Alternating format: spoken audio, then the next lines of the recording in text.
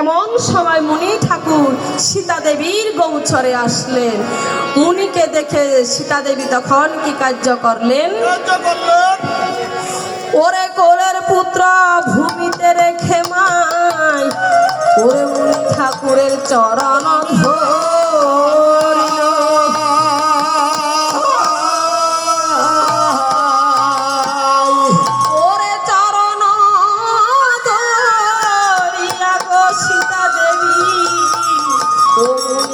প্রণাম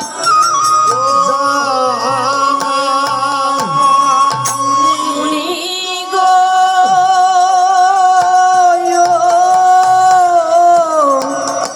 ওগো মুনি ঠাকুর আপনার চরণে জানা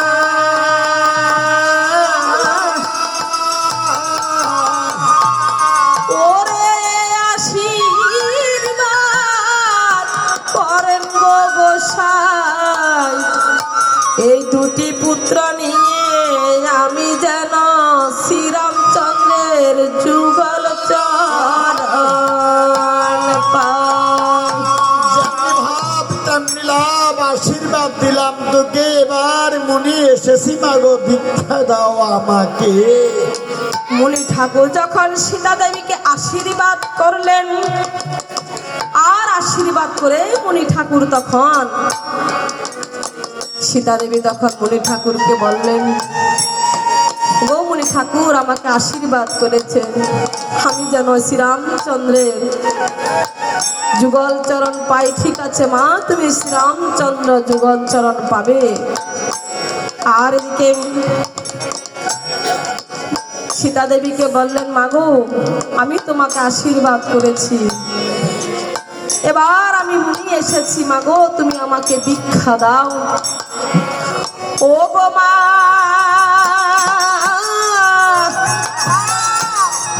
ওরে জানো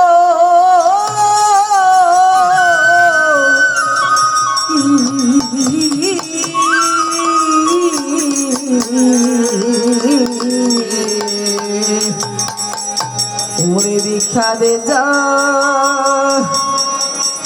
নকি মাগো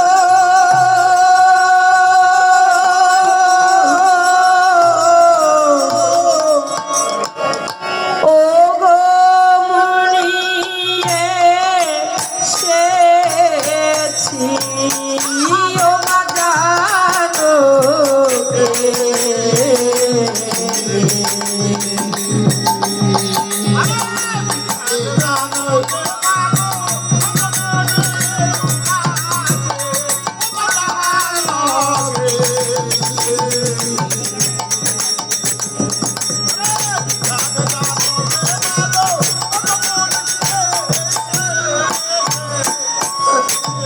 ওরে জানো গিয়ে বলে গো মুনি ও গো ভিক্ষা দেও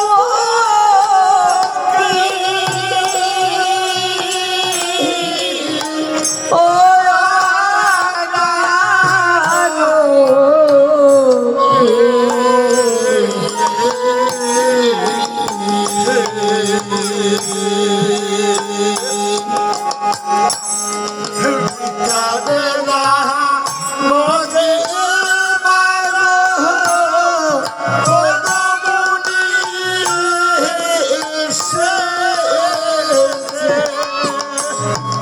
ওরে জগতে বন্ধু রামকে গো আমি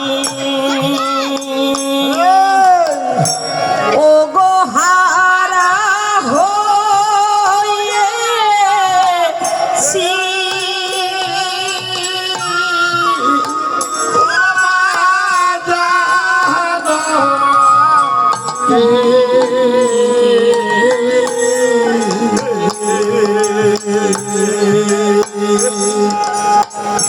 ওই ভিক্ষা দে জানো কি মাগো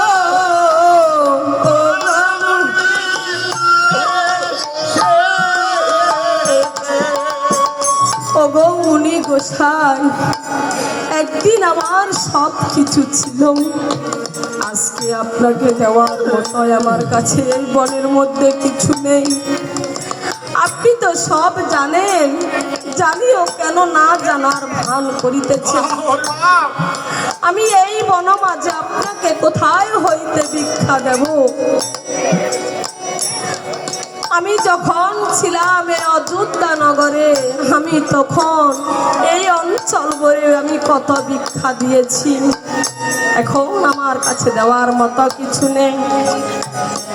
যেদিন আমার জন্ম হয়েছিল পিতা জনকের ঘরে, 6 দিনের দিন ব্রহ্মায় আমার কপালের লিখন লিখিতে গেলেন। ব্রহ্মার কলম ছিল ভগ্ন, দোয়াতে না ছিল কালি। ওরে ক্রোধ কইরে লিখিল গো ব্রহ্মা,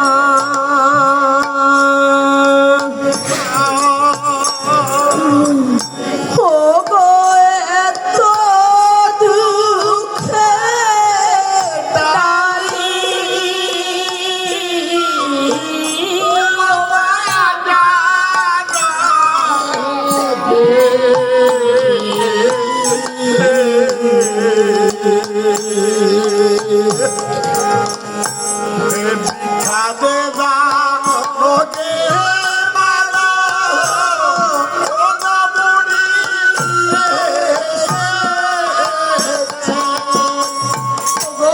গোসাই,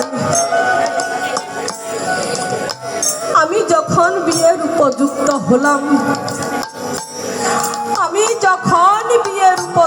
হলাম, সেই দিন আমার পিতা কি করেছিলেন? আমার জন্য হরের ধনু পান করেছিলেন। বললেন, আমার এই হরের ধনু যে ভাঙতে পারবে, আমি আমার এই সীতাকে তার হাতে অর্পণ করব। সেদিন কত দেশ থেকে কত রাজপুত্র গেল, আমার এই পিতার হরের ধনু কেউ ভাঙতে পারলো না। কপাল গুনে শ্রীরামচন্দ্র অযোধ্যা গেলেন। শ্রীরামচন্দ্র অযোধ্যা থেকে মিথিলায় গেলেন, বাঁধিলেন সে হরের ধনু, না লইল আর জোড়া। এই অভাগিনী সীতা কপাল গেল পোড়া।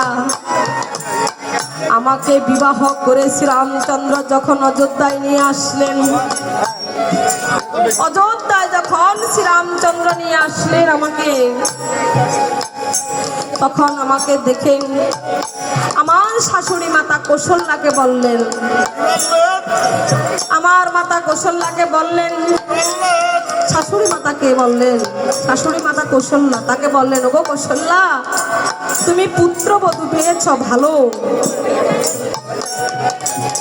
তুমি পুত্রবধূ পেয়েছ ভালো। ওরে জগৎ ওই বন্ধু রামকে গো পেয়ে,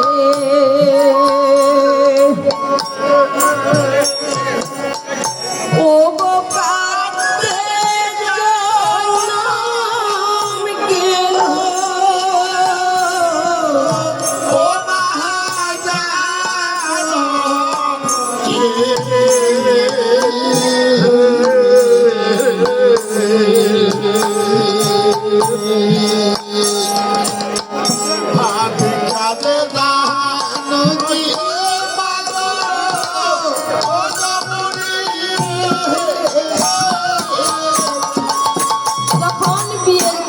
কেটে গেল, আমার শ্বশুরকে ডেকে বললেন, ওগো মহারাজ, এই ত্রেতা যুগের আয়ু হলো 10,000 বছর, তার মধ্যে আপনি তো 9,000 বছর রাজত্ব করেছেন।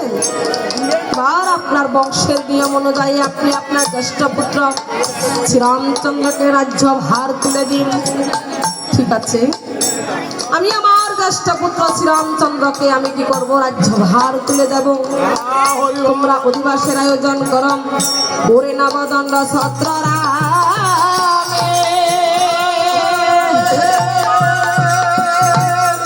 ও রামে করল